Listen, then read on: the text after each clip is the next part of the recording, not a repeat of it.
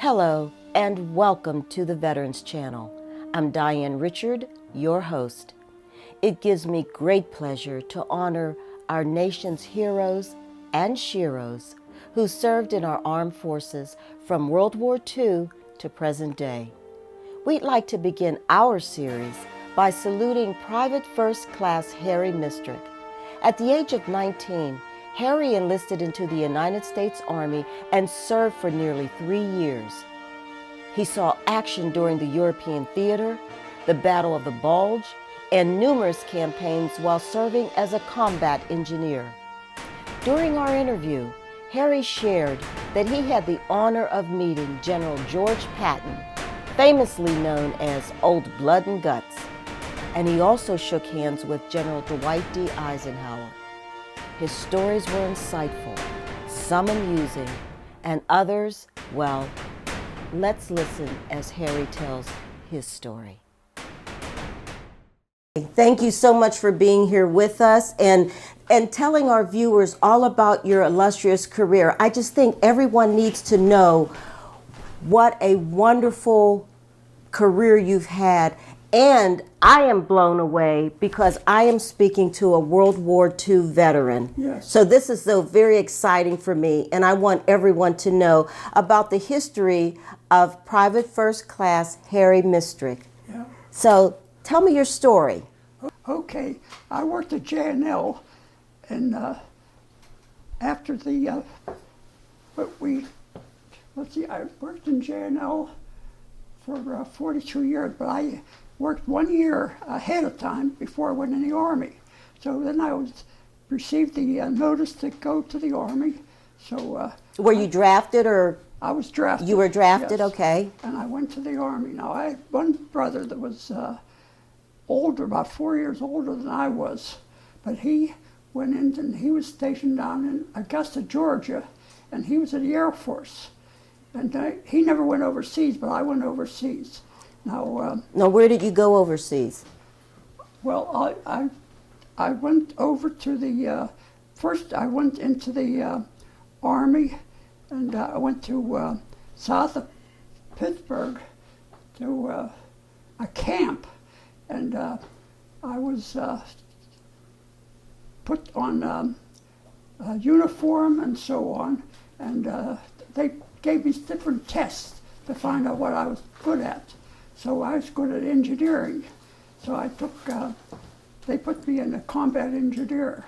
So I went to, they gave me my papers, and I went and was sent by train to Muskogee, Oklahoma. Oh, okay. And I was training out there. And that's where you did your basic training? It was In doing basic Muskogee, training, yes. Oklahoma? Yeah. Okay. And we took a lot of hikes. We started with 10-mile hikes, and then 15, 25, and then we took a 38-mile hike. And I went on a 38-mile hike. Now, we made a big circle around, and I didn't sit down because I know that when you're walking a lot, you'd never sit down. Because Correct. you'd never get up Correct. to walk again. Correct. So I would eat and everything standing up. So we were gone all day long, and we come back that night about 10 o'clock, and out of 110 men in the company, there were about 105, about 5 men came back, and the others were picked up by a truck. Oh, because it was such a long way. They were bad feet. Yeah. They couldn't walk. Well, 38 miles is a long way, and you've got some good stamina if you walk that whole 38 miles. I could walk a lot. So they said over the mess, the officer looked at my feet, and he said they were good. So somebody said they had some donuts and coffee over at the mess hall. So I went over and I ate about a dozen donuts and coffee and went to bed, and they said I could sleep till noon the next day. So I was trained in the Army, and I was up in the field, and we were cutting down some trees to make a barrack, like a bridge across the river there. And I was swinging the axe, and I I cut down about 3 trees, and the next one I cut down, and the axe cut down and bounced and hit my foot. Oh, no. And it cut my foot, you know. Oh, no. And I sat down, and it felt stinging, you know. And I didn't think it was bad. And an officer ran over, and he put a tourniquet. He took his shirt off and wrapped it around my leg here, and looked at it, and he says, "Don't look down, I think you cut your foot off." And I says, I looked down anyway, and he was taking off the shoe, and there was a big gash. blood coming out, and bones, and it was a mess, you know. But he says, "Oh, you didn't cut the foot off anyway." So he called a Jeep over right away, and 2 fellows put me in a Jeep, and they ran me to the hospital. And so they took me to the hospital, and there was a major, he operated on me, and he laid me down, and he gave me a spinal injection, and it paralyzed me, you know. And he put all those bones back together, and he put silver sutures to hold the tendons together. And there were 4 tendons cut, and he put them together. He worked about 4 hours to get all that together. What a The nurse blessing. told me later that he was from the Mayo Clinic, and he was a very good doctor, you know, and I was lucky to have him. Oh, absolutely. So I was in the hospital for about 3 weeks, and Well, now you were stateside at that time, right? yes, I was. Okay. Yeah. And then I was out in Oklahoma, and so he after about I had to stay in bed, and I couldn't get out of bed, you know, because I couldn't stand on that foot. So the nurse, they took good care of me in the hospital, and then about 2 weeks later, I could walk a little bit, you know, on that foot. And then in 3 weeks, I was real good at it, you know. So they brought in some officers, and they all looked at the foot, and they said, "Boy, that was good," you know. And I was lucky to have that doctor. Oh, I'm telling you, awesome. That is awesome. So I went back to the company, and they sent me on furlough to home. And I went home, and I went back. How long did they furlough you home? 10 days. 10 days, 10 okay. days, yeah. And I went back, and Now, where is home? Where was home? Pittsburgh, Pennsylvania. Pittsburgh? East Liberty. Okay. East Liberty. Oh, where in East Liberty? Yeah. Where? Out there, you know where Penn and Egley is? I do. Okay, do you know where, let's see, Penn and Egley, do you know where Graham Street is? I do. Up Graham Street, about 3 blocks. You go up Broad Street and Kincaid, and then Rosetta. And then you turn up Rosetta, and halfway up the block is our house. So you were near Fort Pitt School. Yeah, I went there. You went to Fort Pitt. I went there on to do woodwork when I was in grade school. Okay. But I went to Garfield School. Okay, yeah. Yeah. And so I did. I went there, and so anyway, I went down to. They sent me home in 10 days, and I was back, and they sent me back to the company, and they were getting ready to go overseas. Well, they looked at the foot, and they said I couldn't go overseas, and they wanted to give me a discharge, you know. I said, no, I don't want a discharge, because the fellows were all in the Army, you know. Yeah. And I'd be the only one home, and I didn't want to be like that. Right. So they said, well, we'll see, you know. So that outfit went overseas, and they went over to England, I guess, and I was sent down to Paris, Texas, to the 178th Engineer Battalion, and I was down there, and they were getting ready to go overseas, so they sent me up to the 158th Engineer Battalion. You were all over the place. Yeah, so I went up there, and they were nice fellows. They put me in headquarters company, and there was only about 10 men in the headquarters company. So they said, well, they were sending me over. They were going to send me home again, and I said, I don't want to go over. I don't want to go home. I want to go overseas. So they sent me home, and I come back, and they did some training, and they said the combat engineers would be the first ones in the field, and they would come in and bomb blow out all the big angles and barbed wire and everything along the shore, so the other soldiers could get through. Yeah. Okay. So So your group were the first ones in to be able to clear the way for everybody else to come. Okay. So we went and we were training, and he gave us they were like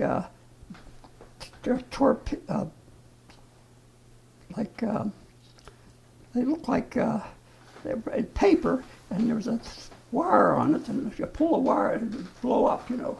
You could throw it and go off in 5 seconds. It wouldn't hurt anybody, but it was like out of paper. Okay. And so they told us to take as many as we could, and we were up in a hill, and there was a big ditch going down, and the soldiers were coming up this here, and we were supposed to keep them from coming up, you know. And there was only about 10 of us, so the sergeant, he was the master sergeant. He took a box of dynamite, about 40% dynamite, and he dug a hole in a field and dug it in there, and he said, well, I'll set that one off, you know. So the fellows started coming up the hill, and we were throwing those bombs at them, and they were going off, and then they let the explosives go off, and we kept them from coming up the hill. Awesome. So he said, we did good. You done good, huh? Yeah. So then we went home and back to the barracks, and we got ready to go overseas. So I said, I'll go overseas. So they said, well, all right, you can go overseas then. So So where was the first place that you went overseas? Well, I went to New York first, and we got on a boat, and do you remember the name of that boat? New York Harbor. Do you remember the name of that boat? No, I don't know the name of it. Okay. There were about 60 boats out there, 59 boats or 60 boats in the flotilla, in the convoy, and there was 4 destroyers around the edge and one aircraft carrier behind us, you know. Okay. And I could look and I could see all of them out there, you know. And we started on about the North Sea, and we went to Cardiff, Wales. It took us about 10 days to go to Cardiff, Wales. And we got off the boat, and we got on a train. We went down about 40 miles from Bristol, and we got off at Bristol, and then he took us by truck out to a town called Stroud, England.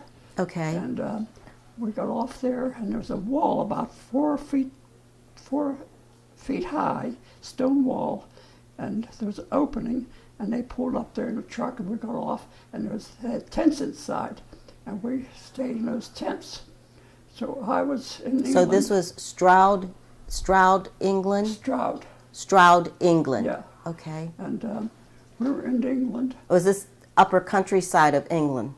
Was this the countryside? Yeah. Okay. Out in the country. Okay. And so we were trained there, and one evening they gave me a pass, and I went into with another fella into the town, and we went into like a building out there where they sold.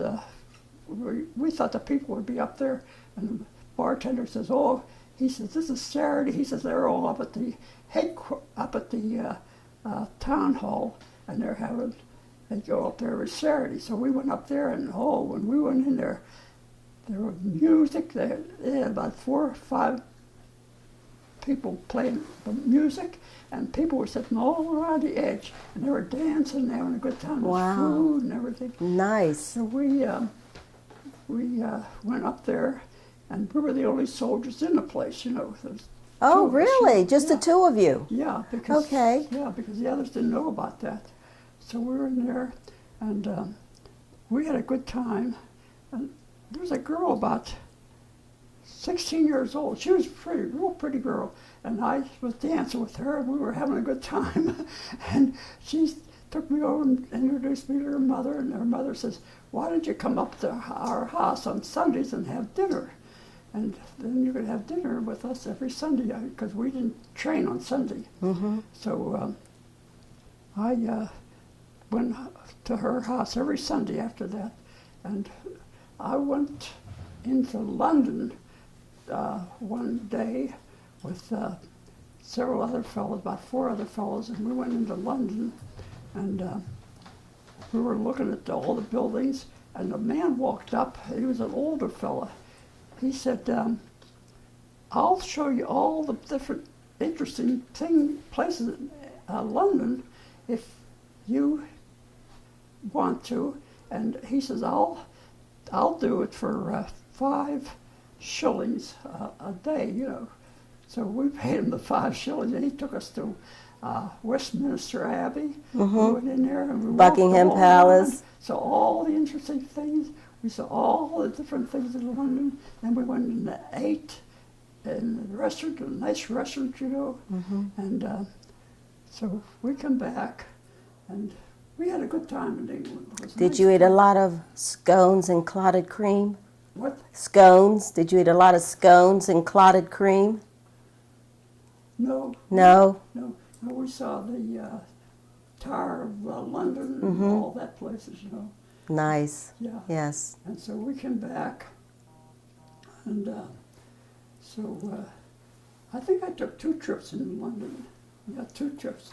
And then I come back, and I'd go over to this girl's house, and we would have dinner out there every Sunday, you know. It was nice. Her mother said, one night we were sitting there, and the sirens were going off, you know. The bombs were dropping, you know. And she said, they're bombing London, you know, but they won't be out this far, you know. But she closed the curtains, you know, because we could hear the explosions going on, you know.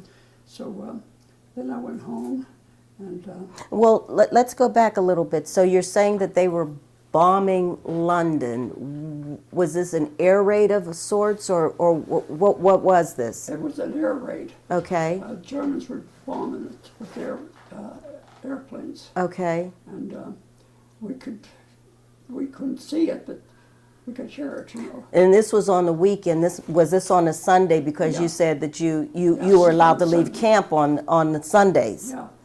Okay. So we stayed in London, and I trained during the weekdays, and they gave me a Bangular torpedo. It's a gun that shoots and blows out barbed wire and blows out the angles and everything along the shore. You know? So we practiced with that. So Is that some of the practicing you did back in the States so that you could clear the way for people? Yeah, So right. so now you were overseas, Yeah. and you were that before it was practice back in the States, but now you were overseas, and this was the real deal. This is you had to get this done so that the other troops coming could be able to penetrate in. yeah. Okay. So we trained there, and then finally they said we're going to go overseas. So I sat on the wall, and we talked to that girl, and there's some other fellows there, friends of mine, and they had girls, and we were all sitting there talking, and they said, well, this is the last time we'll see you. So we took off, and then the next morning, it was June the 4th, we went down to Southampton, and we got on a boat, and we stayed on a boat for about a day or so, and then early in the morning on June the 6th, we started crossing English Channel, and we were going to, we were at Southampton, and we were going to land at the Omaha Beach. So we landed at the beach there, and we jumped out. I jumped into the water about that high, you know, and got on shore, and the guns were all shooting. The airplanes were coming down. There was a lot of shooting going on, you know, a lot of explosives, you know. Okay. They were starting to invade. Invade. You know.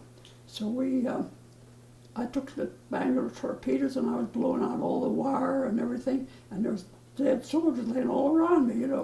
They were all shot, and I didn't get shot. I don't know why, because somebody said to me, "Weren't you afraid?" And I said, "No, I didn't know, because I was so busy, you know, shooting, you know.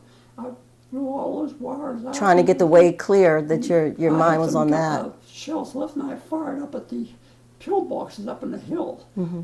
The beach came down over higher, and it came lower down. Mm-hmm. So I fired up there, and there's a lot of shooting going on, you know. And after a while, I ran across the sand, and I got under the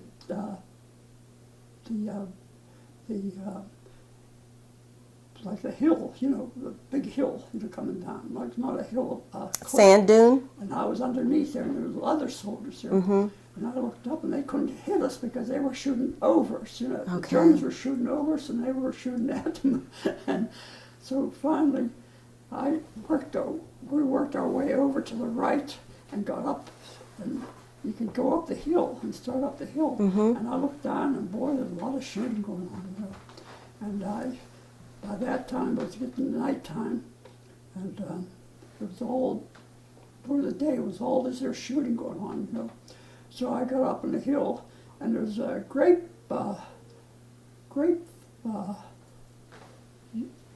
fields up there. They grew grapes. Vineyards? They cut off all the squares, you know. So I got up there, and there was mounds of dirt, and I laid up against there, and it was getting dark, and I fell asleep, you know. And about 2 o'clock in the morning, I hear a big airplane coming over, and I looked up, and it was a big bomber. It was a German aircraft, big bomber. Oh, my. Come flying over, and he was on fire, because they were shooting up at him, you know, from down below. And he was low? Yeah. He was flying He low? went over me. Oh, my I gosh. could feel the heat from him, you know. Oh, my He went gosh. down, and he crashed down, you know. So then I went back to sleep, and then the next morning I woke up, and I heard a truck. It sounded like a truck over in the field. So I went over there with another fella, and we looked, and there was a Jeep, not a Jeep, a tank. And he was down in the hill, and he was trying to get up the hill, and he was going down, Spinning out. back in there, Yeah. and he couldn't get out of there. So I crawled down, I opened up the hatch, I threw a hand grenade in, and I looked in, and there was nobody in there. But he left it burning, you know, running. Mm-hmm. Oh, and he got out. Yeah, Okay, so this was a German soldier. yeah. Okay. So then, after a while, Did you have any personal encounters with any of the German soldiers? oh yeah, lots of them. Let's talk a little bit about those. Okay, well then, I was up in the northern part of France, and I was at the headquarters of one of the headquarters, and I was supposed to be picked up by a Jeep, you know, not by a Jeep, by a weapons carrier. Okay. So I had about an hour to wait. So there's a major up there, and he was looking for somebody to take an envelope over to the other headquarters about a quarter of a mile away across the field. And I said, well, I'm going to be here for an hour, I'll take it over. So he said, okay. So he gave it to me, and he says, he told me what to do. He said, there's woods over here, and there's a field. And he says, go along the field, because he says, there's some... Mines? There's some soldiers out there might be in the field, you know. Okay. And he said, they'll take a shot at you, you know. So I went over there, and I delivered, and I got to the end of the field, and I looked across, and instead of going around like I did at first, it was quiet, you know, because sometimes there's not much going on, you know. Mm-hmm. And I crossed over the field, and it was a nice morning, you know. It was about 10 o'clock in the morning, and I got about 20 feet from the edge there, and there was dirt coming up over it.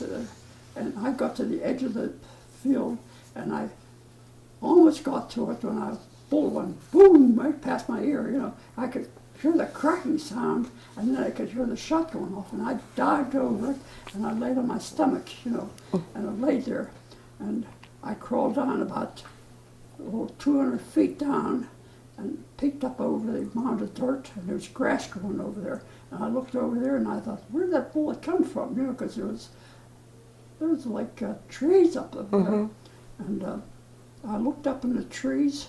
I couldn't see anybody, and I thought, I wonder where that came from. And all at once I saw some grass move out there, and he was crawling through there, and he was pulling himself forward like this here, and it looked like it's here, and he pulled himself forward, and so I kept watching him, and he was thinking he either hit me or I was killed, but he wanted to. He wanted to see, yeah. He wanted to come up. Yes. So he was coming up, and I could get a good view of him after a while, you know, and he looked up like a seer, and so I thought, well, the next time I'll have to shoot him, you know. So I had the rifle, and I was a very good shot with the rifle, so I held the rifle, and he put his head up, and I pulled the trigger, and it hit him right in the head here, and he flew back, and blood ran down his head, so I lay there for about, maybe a minute, half a minute. And I looked out and I didn't see anybody, so I backed down and I went back to the headquarters and I told them I delivered it, and I says, I killed a soldier on the way in. Oh, jeez. He says, I told you not to cross that field. Yeah. So anyway, then we moved along France, or northern France. I didn't go to Paris. I was going to northern France. Okay. And I was going across, headed toward Belgium and Luxembourg. Antwerp? Luxembourg. And where did you say in Belgium? Where were you in Belgium? Belgium and Luxembourg are close together. Right. Yeah. And so I got up there, and we saw the big field where Hitler used to have the soldiers come parade, you know, and they had a big building stand and big swastikas hanging down, and there's a balcony up there, and Hitler used to stand up in the balcony and look down at the soldiers and marching down there, you know. So I thought, I wonder how he gets up on that balcony. So some of the soldiers were going up there, taking down the flags, and putting the explosives on that big swastika up there. And I walked around the back, and there were steps going up there. And I walked up the steps, and I walked out in the balcony, and I stood out there where Hitler stood, you know. And I looked down, I could see all the soldiers down there, you know, down there. Was that Red Square? Was that Red Square? No, it was, I don't know what square they called it. It was, no, I don't know the name of it. Okay. So I come back down, and they were taking the flags, and they were rolling them up. And they said, who wants the flags? And I said, I don't want them because it's too heavy, you know. So anyway, we moved on across France. Now, these were the flags with the swastikas on them. Yeah.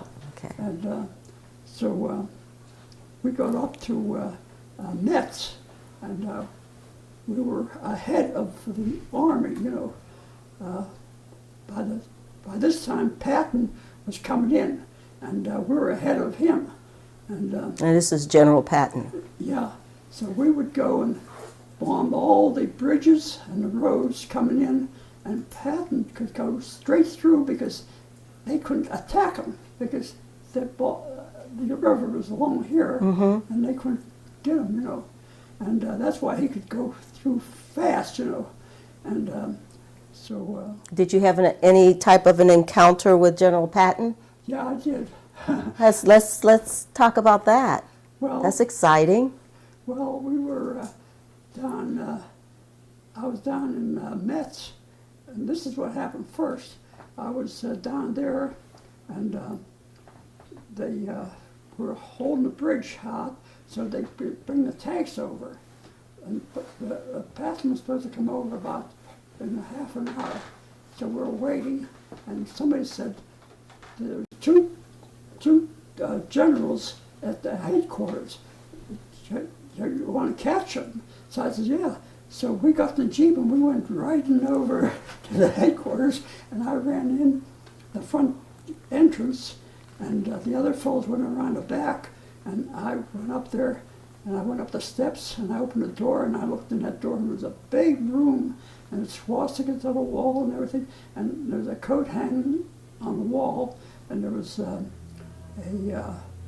two general coats hanging there, and a sword hanging beside them. You know? So I took the swords off and I looked at them, and they're nice swords, you know, and they were like lion's head come down, made out of gold. One was gold, Wow. and the other was silver, and it was a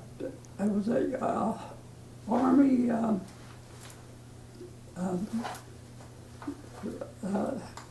It was a tank. Let's see. One was a general's sword, and one was the army silver. He was the head of the tank divisions. Okay. So he had that one. So I took the swords and I thought, well, I don't want to leave them here, so I took them with me. And I got a box later and I put them in a box and sent them home. And they got home all right. And my father, he was working in the steel mills. Oh my gosh. You still have them? Yeah. He checked them and he said that they were solid gold and the other was solid silver. Wow. Head. And it was like a lion's head, and it had a swastika and nice swords. So I put them in a box and sent them home. You know. So those swords belong to Generals. to the generals. Yeah.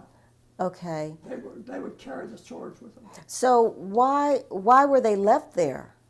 They were in a hurry. I went back downstairs and I found the civilians. They said they got notice that you were coming, so they left right away, and they got away.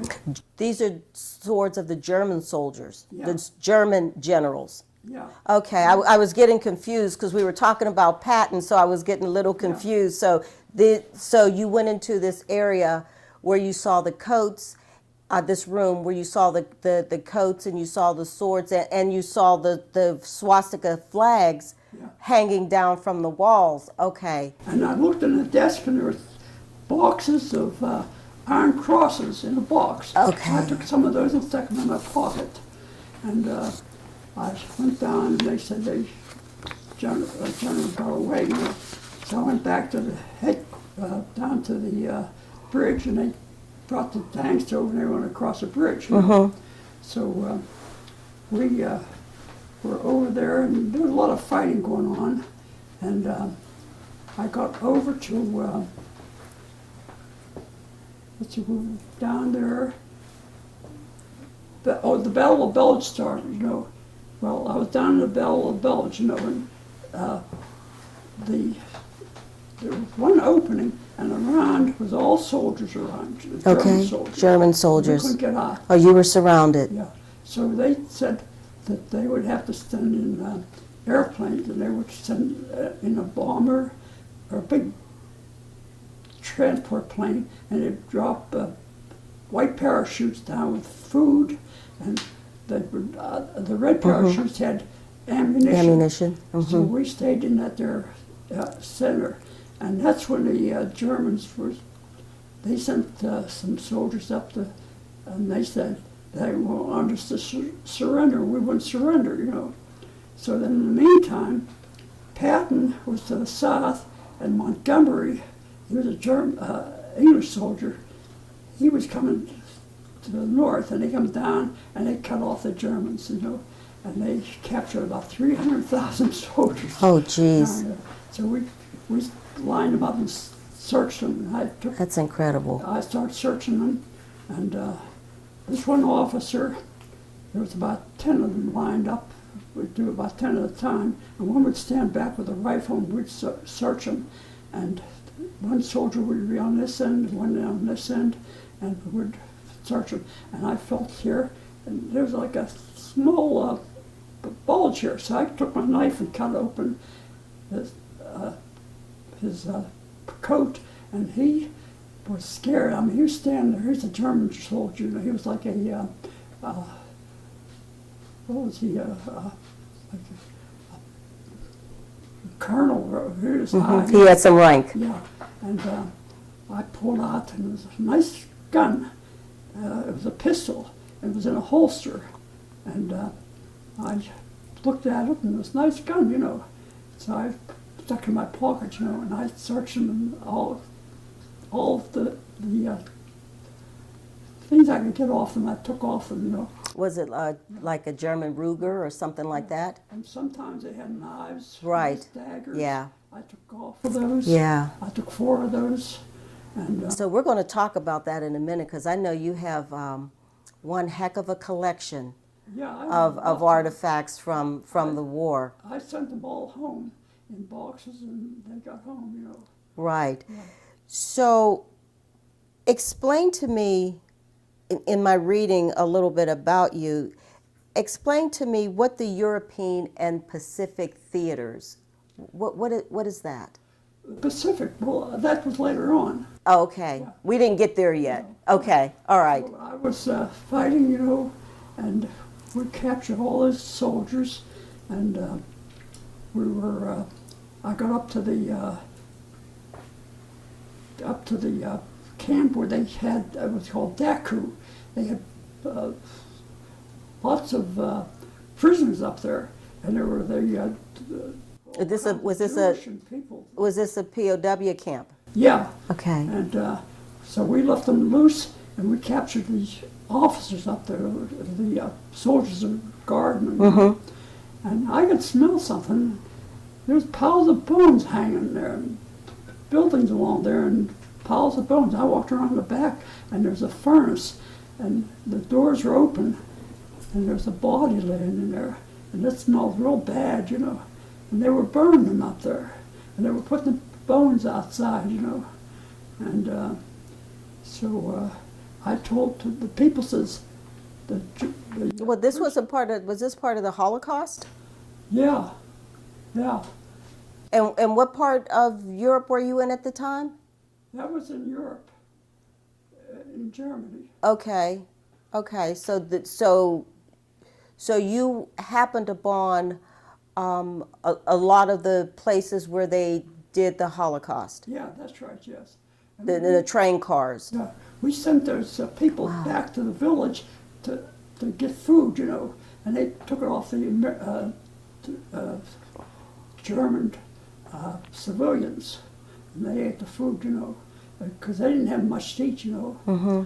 And so we left there, and I went on to Austria, to Linz, Austria, and we thought the Germans were going to have the last stand up in Austria, and they didn't come up there. They surrendered then, you know. So I have a picture taken. A fellow had a camera and took a picture of me standing up in the Alps in about this much snow, and I had a summer uniform on. Oh, geez. It was warm, because Yeah. it was in June. Yes. And, Yes. So, And that part of Austria is right across the border from Germany. yeah. Yes. Yeah. So they surrendered then. And I'll tell you something else that happened. When we were coming across Germany, they took us in a tent. And they said there was 4 airplanes, big bombers, in the enemy territory. So we went out there. They had maps and everything. They showed us all the different maps, you know. And they says it was on Thursday. It was on a Sunday, and they said on Thursday at 4 o'clock you'll be picked up by a weapons carrier at this your house. And they showed us a picture of the house.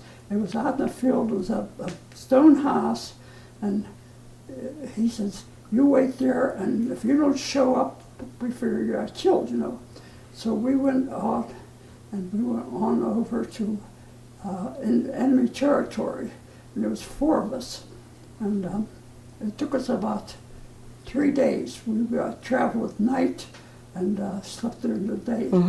We got off, and we looked down, and we could we were up in the field, up in the hill, and we looked down, and we could see the airplanes down there, and it had big camouflage over them, and there was like a field in between, and then there was a building across the street from the field this way. There was a soldier each end. They would walk back and forth, you know, and the pilots would stay inside that building. Mm-hmm. So they wanted the bombs or the airplanes to be shut down, but they didn't want to send airplanes in there to get them. They didn't know if the airplanes would find them, you know. Right. And they could get shut down. Yeah. Because there's a lot of enemies, soldiers around. So we went down. Was there an airfield there? Only Was a there? small one. 4 airplanes, and the barracks were across the street, you know. Mm-hmm. And so we could look down and we'd see all what's going on. So at night, about 12 o'clock, it was a half a moon out, and there was enough light to see, and I could see the airplanes and everything down there. Mm-hmm. So we snuck down, went down, and I crawled up in the airplane. I was sitting up in the airplane. It was a big bomber. And I looked down, and other fellows were holding the airplanes, and we put a bomb under the dashboard. And I put a time fuse on it. Now the time fuse is good for about one minute up to 30 days, you know. So I set it at 3 hours, you know, and set it on there, and it would go off in 3 hours, you know. And I crawled back down, and the other fellows were all ready, and we crawled back, and we got back, and we started going back to the field, you know, back to where we were being picked up. So they blew up the airplanes, you know. So did the soldiers come back to get in the airplanes, or you just blew the airplanes up? They were blown up about 3 hours later, about the middle of the night. Okay. They blew up, and they were all looking for us, but they couldn't find us because we were over. You were gone by this time. Yeah, you were gone. So we were going on, and we were looking for that house that they told us that right. would be picked up, you know. So we got back there. The stone house. Yeah, and I was standing there, and I was kicking up the dust, and the building was like bombed, you know. Artillery must have hit it, you know. And the walls were standing there, but the roof was gone, and it was all bombed, you know. And I looked down, and there was a silver coin about this big. It was silver. And I picked up and looked at it, and it had Louis the 14th on it. And I looked at the other date on it, and it says 1773. And I thought, oh, that's an old coin, so I stuck it in my pocket, and I have it there. You have a thing for sticking things in your pocket, don't you? My wife has that. Yeah, wow, that is a treasure. yeah. Oh my gosh. I'm curious, how old were you during this time? I was about 20 years old, 20. And Because it would take someone with that stamina, at that age with that stamina, to do all the crawling up inside the planes and crawling up the trees and things like that you had done. yeah. And so I crawled up, and so the truck came and picked it up, and I went back to the house then. Wow, this is amazing. Yeah. So let's march me over to the Pacific Theater. Okay, so I was up in the Alps, and they said we had a lot of experience, and so they says, we're sending you to the Pacific. So I says, okay.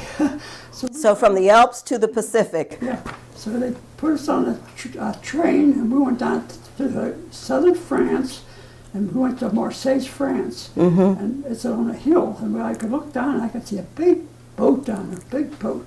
And I got on the boat, and they had the side come down, you know. We got on the boat, and the boat, that night we took off, and we sailed through the Mediterranean and out to the Pacific. Now I could see Africa on one side and Spain on the other side, Portugal. and we went through there, and we went down, and we went on to the Panama Canal, you know. We went through the canal. Now the canal, you go up the steps, you know, and a boat pulls you up, you know, and you get up there and you get up the fresh water up in the top. Well, you had to really do some sailing if you went through the Panama Canal, but you were seeing Africa on one side, and you were seeing Africa was on one side, Spain was on the other, and we went through there and went south, down to, we went south to the Atlantic, through the Panama Canal. Okay. Through the canal, it's about 53 miles through there. Right. And we landed, and we went up, they raised us up, boat, and there's fresh water up there. We went through the fresh water, and the boat landed, and docked, you know, and they let down the sides, and we could get off, you know, and they had all the food left in there, a lot of food, you know. So we went on there, and we were eating all the food. So you had a feast. Time, you know? You had a feast. Yeah, and so I stayed till about 11 o'clock. I went to bed on the boat, and got up the next morning, and the boat was taking off again. So we took off, and we sailed through the fresh water, and we got to the narrow part of the canal, went through the canal, and it's about 53 miles through there. And you could see the parrots and monkeys and everything all in the field, you know. How long did it take you to go through the canal? What? How long did it take you to go through the canal? About, 6 hours to Yeah. go through there. And we got to the other end, and they lowered us down. We sailed down into the Pacific. And I noticed the water was different color. Right. Yeah. Yes. Different, From the Atlantic to the Pacific. Yeah. So we went out to the Pacific, and we sailed on across the Pacific, and we got to the Marshall Islands. And we were on that boat for 32 days, because we were going halfway around the world, you know. And we got off there. We didn't get off the boat. We pulled alongside, and about an eighth of a mile off with the Marshall Islands. And they brought a water tender over, and they tied onto our boat, and they brought a big hose across, and they put fuel oil and water on our boat, you know. So I was watching them do that for about 4 hours. And Did you take it? Did you have a part in that? what? Did you have a part in helping to do any of that? No, they were doing that. They were doing that. I was just watching them. You know? Okay. So and they took off, and we started on our way up to the Philippine Islands, you know. Well, we were about 600 miles from the Philippines, and I was in the front of the boat, and I looked out in front, and I saw a big, it was a big long iron thing floating on the water, you know. And the sailor, he's on the front of the boat, and he spotted it right away, you know, and he radioed up to the captain, and they stopped the boat, and they have a gun up there, and they shot it at it, and it's a big mine, you know, floating on the water. Oh my. And it blew up, boy. It was flying. Oh my gosh, because if you all would have hit that mine. Well, there was something. Yeah. Yeah. So then they sailed on across, and we went up to the Philippine Islands. We landed in the Philippines, and they told us to fill up our canteens. We wouldn't get any water for a while, you know. So we got off the boat, and some of the sailors went to the other parts of the island. We, about 12 of us, went in on a banana train into the jungles. And we went on into the jungles about 20 miles into the jungles, you know. And we landed in a kind of a village, you know. And there was huts on one side, and there was huts on this side. There was a field in between.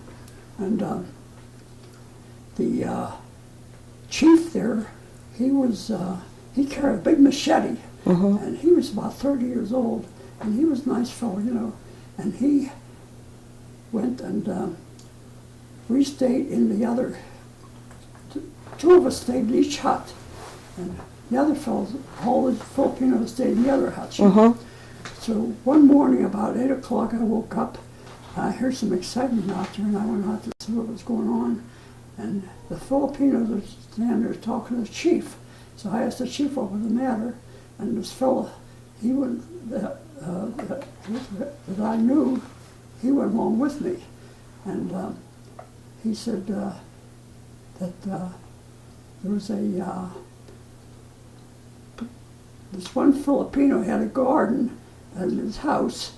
He had corn growing in the backyard, and somebody was stealing his corn, so he waited up early in the morning to see who was doing it, and he had a rifle, and two Japanese come down. They were in the fields, and they were down my there, gosh. and they were taking the corn. Oh, so he my shot God. one through the head, and the other through the ankle, gosh. leg, all shattered. You know? Yeah. And he was laying there, and one was dead, and the other couldn't get up. So he was going up to the village to look at them, you know. So I went along with him. We walked up, and I looked at him, and I looked down, and the chief standing next to me, and the whole Filipinos around, and I looked down, and I thought, we don't have any medical stuff to take care of him, you know, because in Europe we would have taken him to a field hospital. Right. And so as I was looking down, this chief pulled out that machete and whack, whack. Cut their heads right off. Alrighty then. Blood squirted all over my boot, you know. Oh gosh. And one Filipino was wiping off the boot, and the other Filipino, he's taking the heads and putting them in the... So was that their punishment? Was that their punishment for stealing the corn, or was that their punishment because they were Japanese? They were Japanese. Okay, so the Japanese, were these Japanese soldiers? They were Japanese soldiers, okay. So most of the Japanese were captured in the Filipinos. Right. But they were, these were stragglers, you know. So he's carrying them back down to the village, and I said, boy, I'd like to have a picture of that. This fellow says, I'll go get my camera and we'll take a picture. So I took the Filipino, and I told him, and he put the heads down. Filipinos got all around it, and they took a picture of that. And I got the picture of it over at the Soldiers themselves Memorial Hall. Oh, geez. And, Well, that's another thing I wanted to talk to you about too, but we're going to move a little bit away from the gore. and that night I said, what? That night I went over and I was sitting on his porch. We were drinking something he made out of coconut oil. And we were talking. He asked me about World War II, and I said, you know, this morning when you cut their heads off, I said, over in Europe we captured them or we shot them, but we didn't Decapitate them. Yeah, cut their heads off. He said, well, I'll tell you what happened. He says, when I catch any Japanese, I cut their heads off. I don't take no prisoners. And he says, I'll tell you why. He says, he said, when the Japanese invaded the Philippines in 1942, yeah, he says, they went and, he said, I was standing in the jungles looking out, and about 12 soldiers come down the road with their bayonets, and I was hiding, you know, from them. And These are Japanese soldiers? Yeah. Okay. And he said, up the road came a woman carrying a baby, you know, about 6 months old, and she's walking past him, and she figures she could walk past them. You know. Well, when she got up to them, one of them grabbed the baby off her, and they throw her around like a football, you know. And she's screaming, trying to get hold of them, and one of them threw up in the air and caught it in a bayonet, you know. And so he said, that's why I always cut their heads off. That's So awful. I can understand that. That's why. awful. So, All the tragedies of war. yeah. Oh, that's awful. So, you shook hands with President Eisenhower. Dwight D. Eisenhower. What? You shook hands with President Dwight D. Eisenhower. Yeah. Well, I'll tell you about when I was in Europe. I was in with Patton. I talked to him, and what happened was there was a valley coming down, and there was a hollow in there, and there was a road going in there, and we were. There was about 4 of us over at the end of the road, letting nobody go up that road because they were throwing bombs in there, the Germans were. And they thought we were in there, and there was nobody in there, you know. So up the road comes the Jeep, ridden, I don't know who was driving, like a soldier. He was a soldier driving a Jeep, and he was a either a sergeant or a colonel, I don't know what he was. He stayed in a Jeep, and Pat got out and he walked over toward us, and we said he couldn't go up the road because they were bombing it, you know. So he got out and he talked to us, and he shook hands with us, and he stayed for about 15 minutes, and he talked to us, you know. And he was nice, you know. Did you get pictures? And, so we sent him back, and he went back down. Were you able to get pictures? What? Were you able to get a picture? No, I didn't have any camera with us Okay. at the time. Okay. So tell us about President Eisenhower. Well, Eisenhower, I always saw him in England. Okay. He was in a car going past us, and I saw him real quick, and I saw him. Okay. Or were you able to shake hands with him? What? Did you shake hands with President? didn't. You didn't? I Okay. didn't shake hands with. I'll tell you what happened.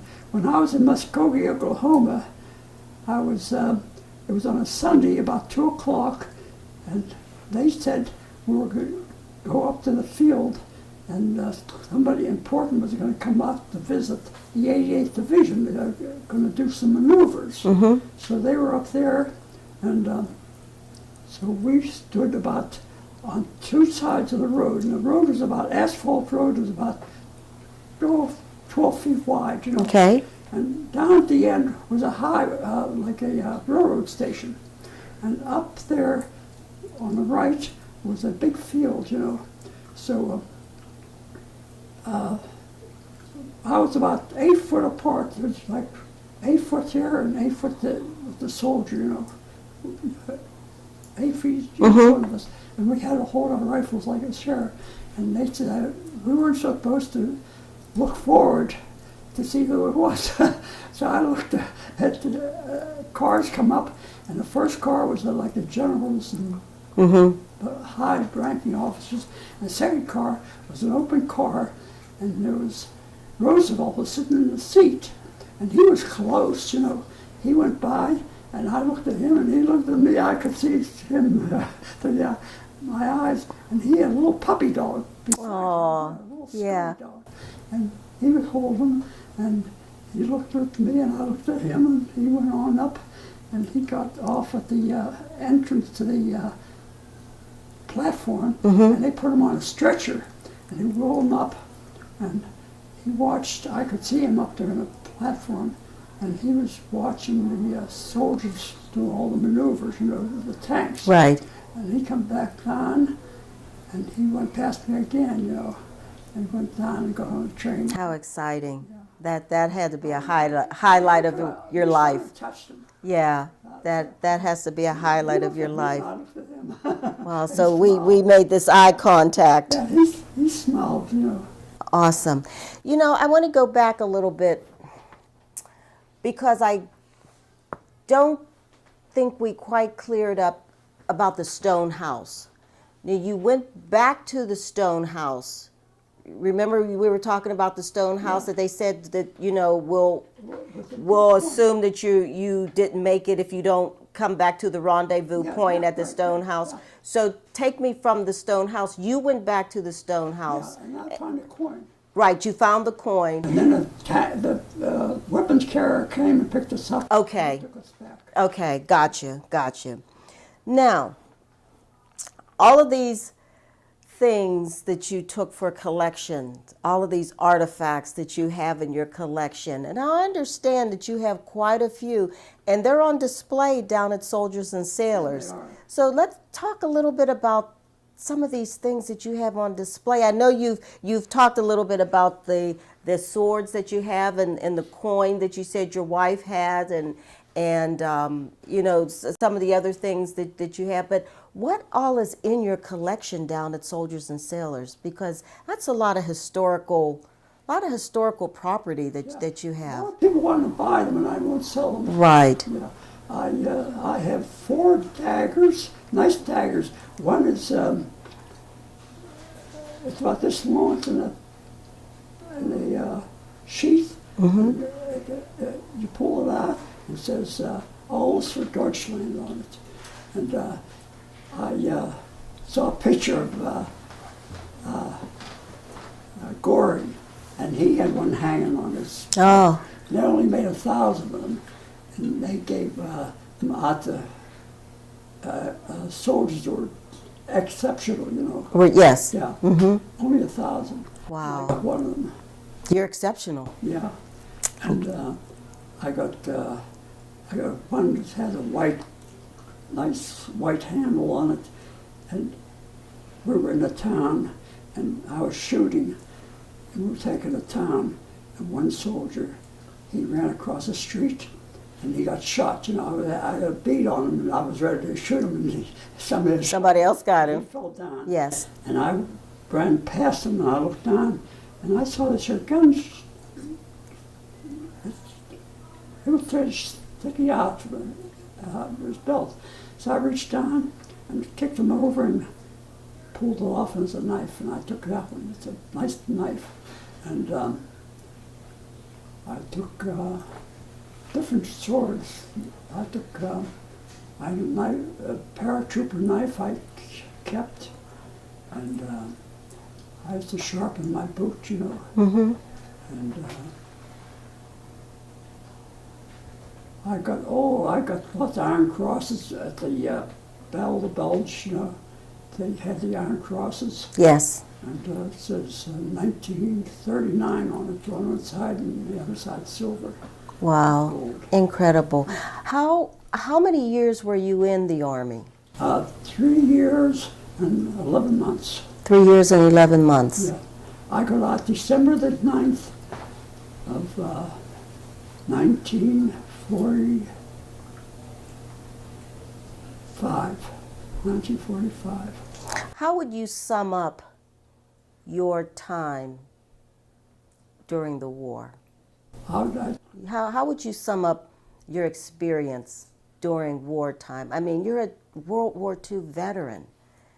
I mean, how would that, to me, I mean, I'm just honored to sit here and be able to speak with you, and you tell me all of the things that you're telling, and telling our viewers all the things that you're saying. I mean, you are a very rare commodity, and I'm so honored to be here and have the ability to speak with you, and you tell me a lot of the historical things that went on in your life.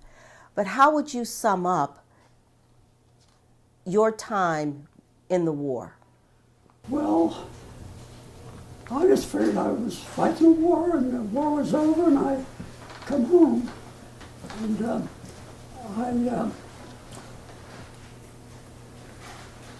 they put me on a boat, and I sailed across the Pacific, and I landed at Seattle, Washington.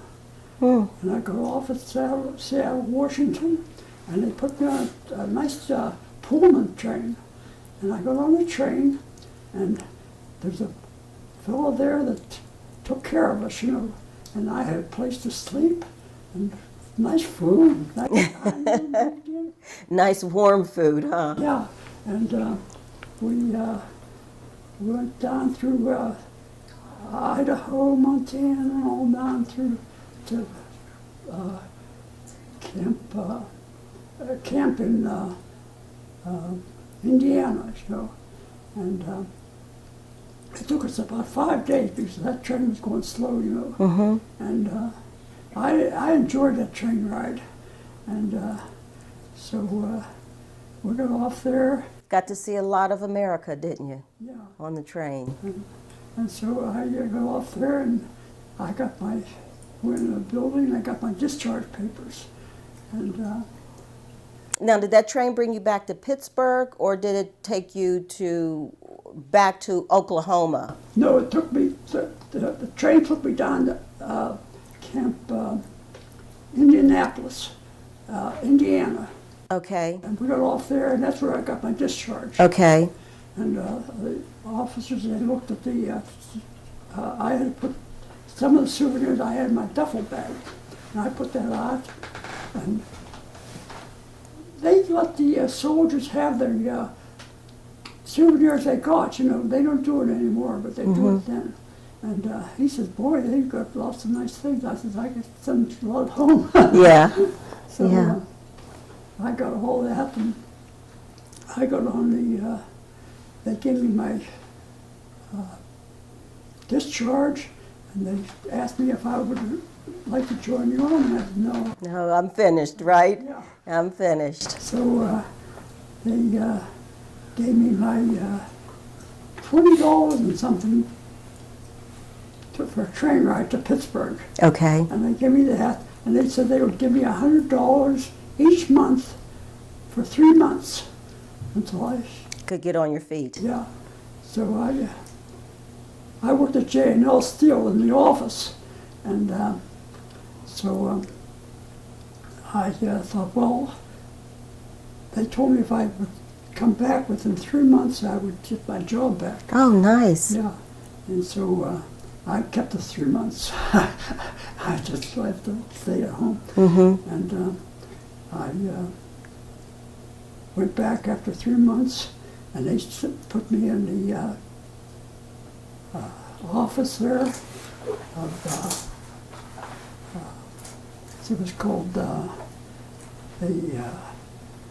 accounts receivable. Okay. And I was up in that office, and I could look into Pittsburgh, you know, and all the checks would come into Pittsburgh, you know, and I would get a whole stack of checks, and I would write down the name and interest, and I had books, and I'd mark it down. Boy, those people used to buy a lot of steel, you know, Midland Steel. Oh, yeah. Oh, yeah.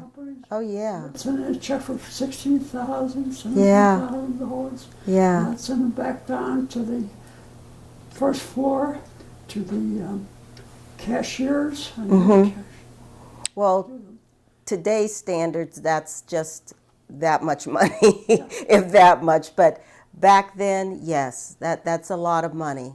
So the fellow I worked for, he was a treasurer. His name was Lee Austin, and he worked at J&L, and he came back, and he were in a uniform, and I asked him what camp he was stationed at, and he says he wasn't stationed at a camp, he was stationed in Washington, D.C., and he was a major. He had a major's insignia on. Where was he, at the Pentagon? Was he stationed at the Pentagon? I guess so, yeah. And he says, I'll tell you what, he says, whenever they send me an envelope marked for me, he says, take it and put in another envelope and mark down my name. And he told me what hotel I was supposed to go to, and put it in the mail and sent it to him. Oh, So he got that. nice. And Nice. I went back to J&L, and I worked, and he came in, after he got discharged, he came into the office, and he came with some other soldiers, with other big wheels, you know, J&L. And he come over and to my desk and shook hands with him. Nice, nice. So he remembered. Yeah, he said, He "Thank you remembered. for sending those in." Yeah. Wow. So, Well, what else would you want our viewers to know? what? Is there anything else that you would want our viewers to know? Anything special that you would want our viewers to know? Because everything that you've told us thus far is just amazing to me. It's very historical. It's like I'm speaking to history right now.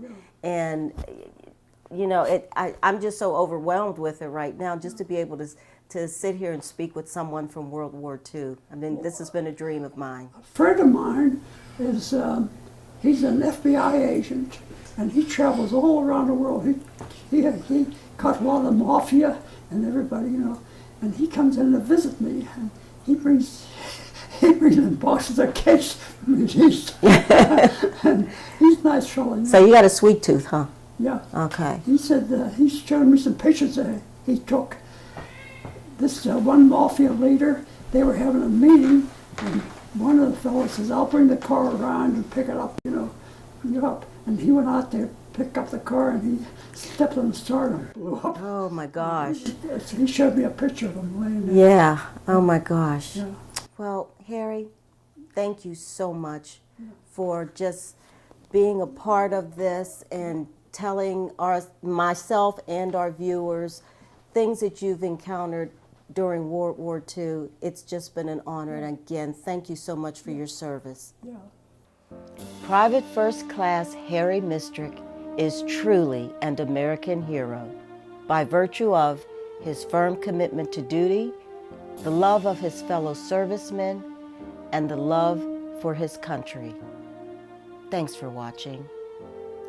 If you are a service veteran and you'd like to tell your story, or if you know of a veteran you'd like to see featured on our program, contact us at letstalkwithdiane@gmail.com. We'd be honored and humbled to listen to those tales. Once again, thanks for watching, and we'll see you next time on the Veterans Channel.